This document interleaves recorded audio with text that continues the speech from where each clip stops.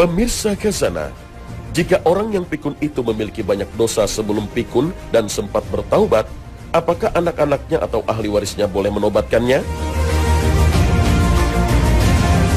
Dalam hal ini, anak-anaknya atau ahli warisnya tidak bisa melakukan taubat atas nama orang tuanya yang pikun jika yang bersangkutan pernah melakukan dosa besar dan belum bertobat. Karena taubat itu memiliki beberapa syarat yang harus dipenuhi, yaitu menyesal, berhenti dari dosanya, dan bertekad untuk tidak mengulanginya lagi.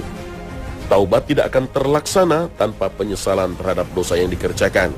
Orang yang tidak menyesal berarti dia senang dengan perbuatan tersebut dan kemungkinan besar akan terus-menerus melakukannya. Akankah kita percaya bahwa seseorang itu bertaubat sementara dia dengan senang hati masih terus melakukan perbuatan dosa tersebut? Hendaklah ia membangun tekad yang kuat di atas keikhlasan, kesungguhan niat, serta tidak main-main. Tapi bagaimana mungkin orang yang sudah pikun itu menyesali perbuatannya? Dan bagaimana pula dia membangun tekad yang kuat untuk tidak mengulangi perbuatan tersebut, padahal dia sudah pikun, tidak ingat apa-apa?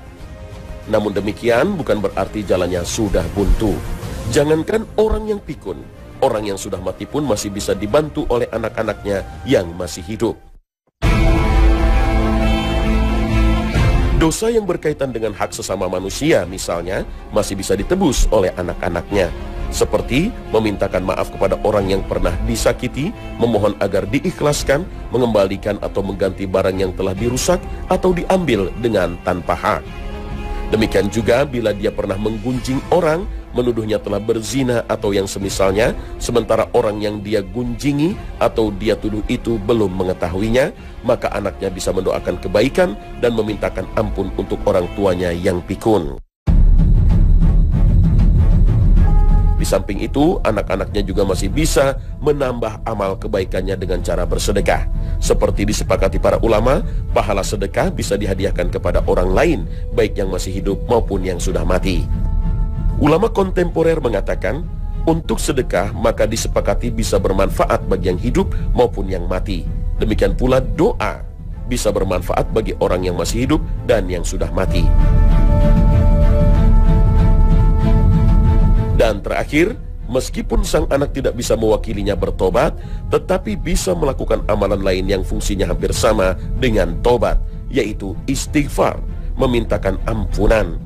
Berbeda dengan tobat, pintu istighfar masih terbuka selebar-lebarnya, bahkan setelah meninggal pun masih dimintakan ampunan.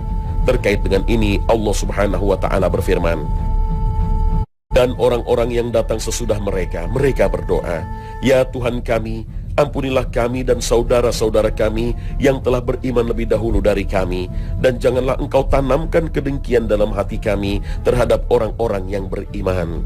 Ya Tuhan kami, sungguh engkau maha penyantun, maha penyayang. Al-Quran Surah Al-Hasyr ayat 10.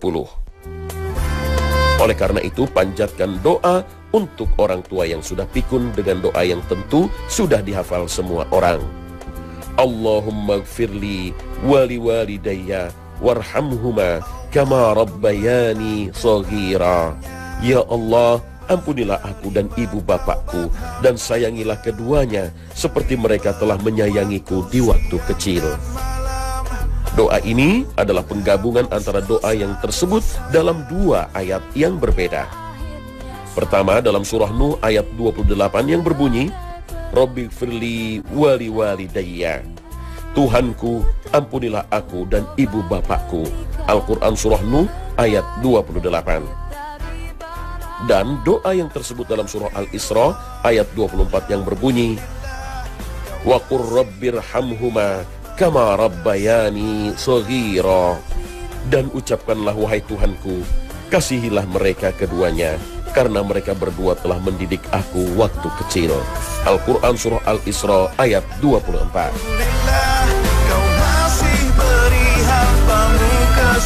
Pemirsa Khazanah, sampai di sini akhir perjumpaan kita hari ini. Semoga Allah Subhanahu wa Ta'ala memberikan kekuatan dan ketabahan dalam menjalankan perintah-perintahnya dan menjauhi larangannya. Terima kasih atas perhatian Anda. Wassalamualaikum warahmatullahi wabarakatuh.